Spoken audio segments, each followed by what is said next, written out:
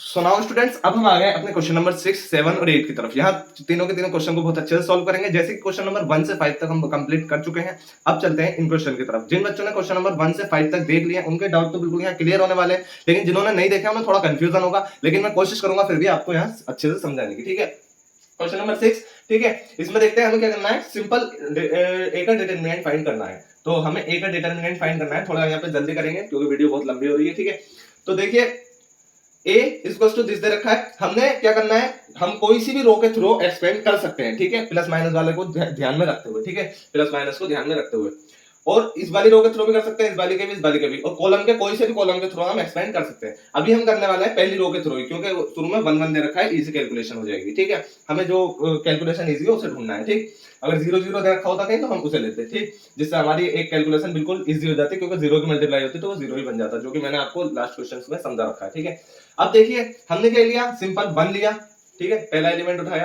ठीक है, अब हम पहली रो के थ्रू कर रहे हैं, प्लस माइनस के साइन का ध्यान रखना है। ये आता है प्लस में, ये आता है माइनस में, ये आता है प्लस में, तो हमने प्लस 1। ठीक है, प्लस लगाओ या मत लगाओ, बात एक ही है। ठीक है, तो हमने क्या लिया 1 1 लेने के बाद हमने ये वाले एलिमेंट और ये वाले एलिमेंट छोड़ दिए और इनके आपस में क्रॉस मल्टीप्लाई कर दी। 9 बन जाए 9, माइनस का 9।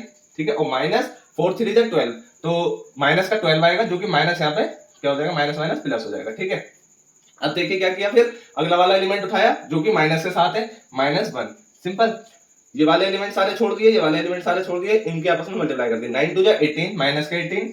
ठीक है, तो माइनस का 9 है, और 5 3 जा 12, तो माइनस का माइनस पहले से यहाँ पे एग्जिस्ट करता था। ठीक है, लेकिन 5 3 जा 12, माइनस का 12 भी आया तो क्या हो जाएगा, प्लस का 12। सिंपल, अब क्या किया, अगला वाला एलिमेंट उठाया जो कि प्लस के साथ है, लेकिन ये माइनस का 2 है, तो यहाँ प्लस माइनस माइनस ही हो जाएगा, तो माइनस का 2 यहाँ ले लिया। लेने के बाद फिर क्या करेंगे, ये वाले एलिमेंट छोड़ दिए, ये वाले एलिमेंट छोड़ दिए। 4 2 जा 8, माइनस 5 1 जा 5। सिंपल, अब क्या करना है, सिंपल सोल्व कर लेना है। क्या आएगा, क्या आना है, -9 प्लस 12, क्या आएगी वैल्यू 3। ठीक है, यहाँ क्या आया 3, और 3 बन जाए 3 3 बन जाएगा। सिंपल, अब देखिए -18 प्लस 12, एक मिनट, ये 12 नहीं होगा, ये 15 होगा।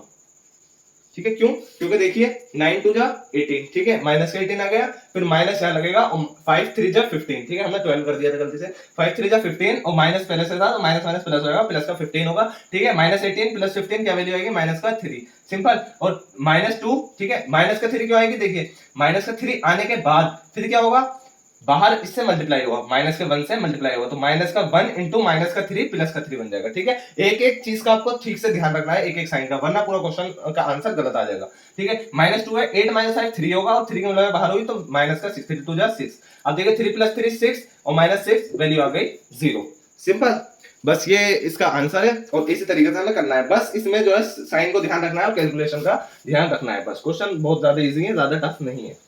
अब देखिए चलते हैं क्वेश्चन नंबर 7 की तरफ। क्वेश्चन नंबर 7 में हमसे क्या रखा है, find the value of x if x की वैल्यू फाइंड करनी है अगर हमें ये दे रखा है। तो सिंपल क्या करेंगे, बहुत इजी है, इसकी मल्टीप्लाई इससे कर देंगे, जैसे हमने क्वेश्चन नंबर 3 को करा था, इसकी मल्टीप्लाई इससे करेंगे। 2 1 जा 2, ठीक है, और 4 2 जा 8, माइनस का 8, वैल्यू क्या आ जाएगी इसकी निकल के, वैल्यू इसकी निकल के आएगी, इस पार्ट की वैल्यू निकल के आएगी -6।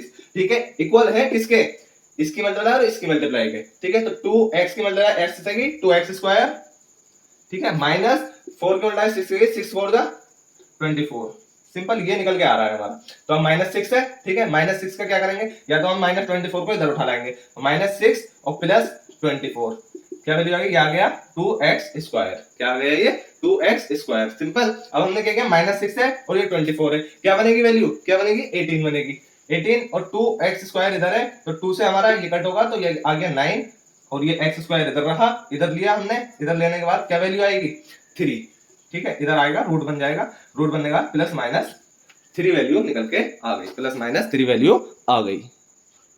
तो इसमें सिंपल यही करना था, जो ऑप्शन है उस पर टिक कर देंगे, अगर एमसीक्यू में आता है तो उस पर टिक कर देंगे। ठीक है, अगर ये एमसीक्यू में हुआ तो इसका ऑप्शन दे रखा होगा। ठीक है, अब सेकंड पार्ट है, 7 का सेकंड पार्ट है, सिंपल वैसे ही करना है जैसे ऐसे किया, 2 5 जा 10, -4 3 जा 12। ठीक है, 2 इंटू 2 वाले मैट्रिक्स को हम डायरेक्ट सोल्व करते हैं इस तरीके से, 2 5 जा 10, इसका जो डिटरमिनेंट निकालते हैं ना, जैसे हम इसका a निकाल रहे थे, ठीक है, डिटरमिनेंट, इसी तरीके से हम इसको डायरेक्ट करते हैं। 2 5 जा 10, -4 3 जा 12, ठीक है, इक्वल है किसके, x 5x, x की वैल्यू 5 से 5x, और 2x की 3 से हुई तो कितना आया, 3 2 जा 6, माइनस का 6x।